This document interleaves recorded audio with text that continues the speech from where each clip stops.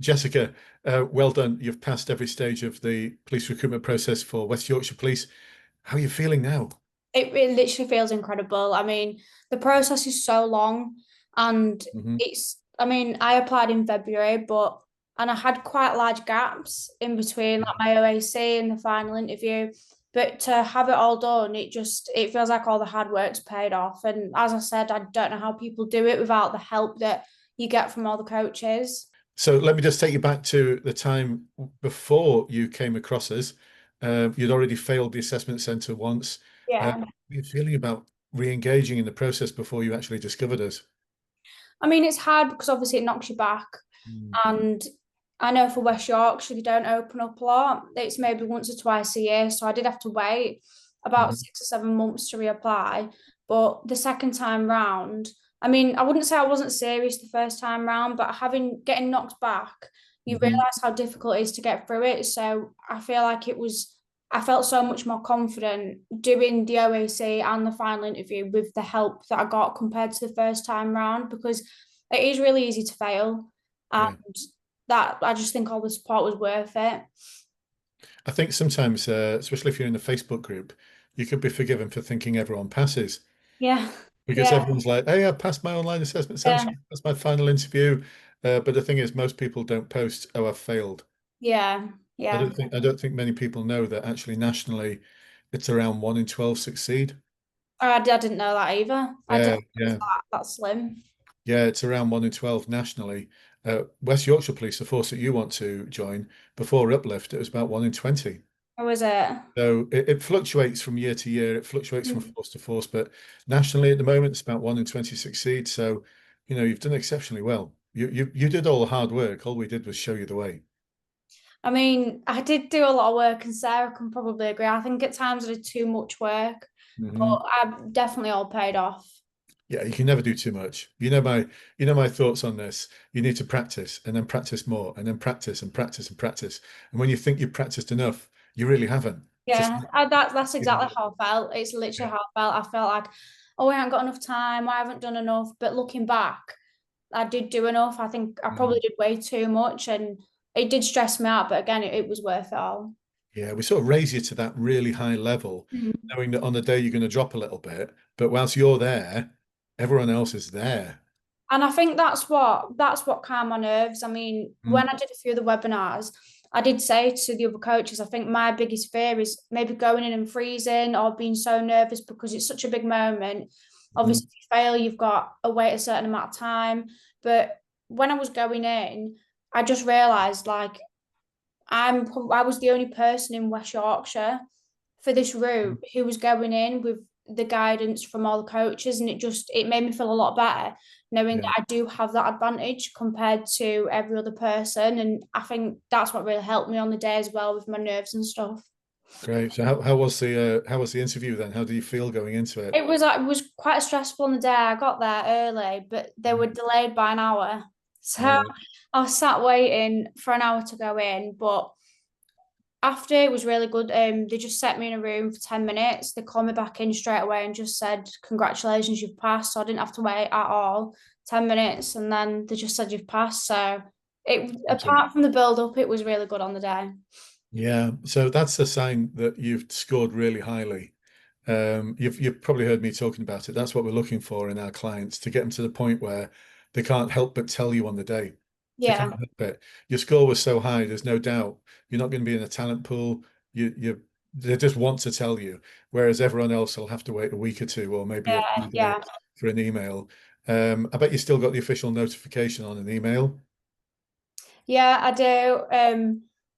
It's quite interesting because they said before the interview that I'd be starting January, but then after they've sort of fast forwarded it to October. Ah. Hopefully, it's going to be mid-October. Right. Well, that is what another force calls, just going to make a note of this, preferred candidate. The West Midlands Police calls it preferred candidate. So what they'll do is this, they're selecting people for intakes based on the scores. How are they? I Yeah. thought it was just like as and when they come. It that that was a thing in Uplift when the police service was recruiting huge numbers. but now they're recruiting much smaller numbers. Mm. We're finding forces using phrase like preferred candidate. One of your fellow clients, one of your fellow people on the Bluelight program, has just been notified that they've passed for West Midlands Police, and they're going to be selected for an intake closer to when they were planning, as they're a preferred candidate. So yeah, give yourself a pat on the Mm. shoulder there, pat on the shoulder there, Jessica. Well Yeah. done, well done. So how was the process of working with Sarah then? It was amazing, honestly. I think I couldn't have been assigned to anyone Mm, more beneficial for me. I think all the coaches are amazing. It's yeah, nice every single week seeing that they all have different views on stuff and the way you answer things. But I think Sarah was so suited to me. Um, I just think she was so supportive, and I genuinely couldn't have done it without her. Obviously, I've got to include all the other coaches, but she's really developed not only my knowledge for that interview, but then my mindset going forward. Obviously, if I am successful in the rest of the process, she's also helped me, giving me a head start into changing my thought process and preparing me for that as well. brilliant, brilliant. That's our aim. This isn't just about coaching to help support you get through a process. It's about coaching and helping you and supporting you and enabling you to be the best version of your future constable self. They don't let go of all the values that we've helped you, to develop, and the ethos of policing that you've got, because you're going to come across some people who are grumpy. They may be like, Yeah. oh, TJF. Um, don't you won't be one of those people. You'll rise above all of that. You'll rise above all of that. It's great to hear. I'll pass it on to Sarah. She is amazing, and I'll pass it on to the rest of the coaches as well. We've got a little WhatsApp group, so I'll share it in there.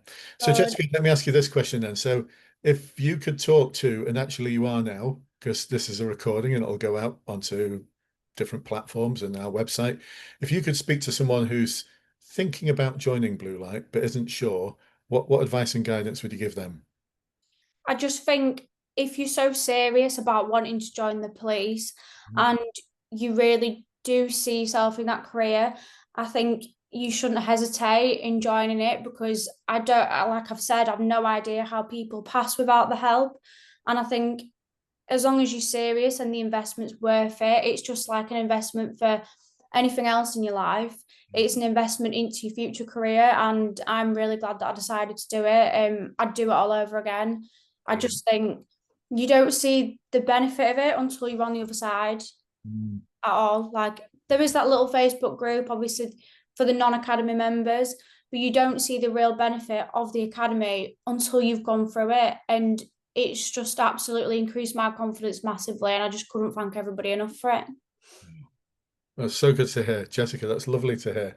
Well, listen, it's not going to be a goodbye. It's going to be a see you soon, I hope, because I've got a favor to ask of you. So, Mhm. on the day of your passing out parade, we'd love to see a photograph of you looking all proud, deservedly proud, because you've worked so hard for this. You deserve every moment of that proud day. So, we'd love to see a photograph just for our internal, just for our little WhatsApp Of group. course, of course. That'd be great. And it's not a goodbye, because we're hoping to launch our alumni very soon. So it'd be like a monthly subscription, but you'll get all the support you need to help you design the most amazing career possible. Yeah. Because you'll find that career development in the police can be a bit hit and miss.